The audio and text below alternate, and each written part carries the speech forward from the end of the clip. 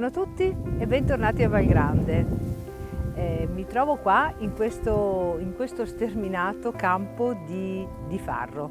Sì, è un farro di nostra produzione a coltivazione biologica che sarà destinato all'alimentazione, in parte trasformato in farina, in parte lavorato e proposto da noi nella sua purezza con le nostre insalate, con le nostre proposte vegetariane. Sì, perché noi all'interno dei nostri menù proponiamo sempre preparazioni con la carne proveniente dai nostri pollami e preparazioni con verdure e cereali. Da questo momento in poi riproporremo quindi l'insalata di farro o la pasta realizzata da noi in casa con una parte di farina di farro proveniente dal nostro campo.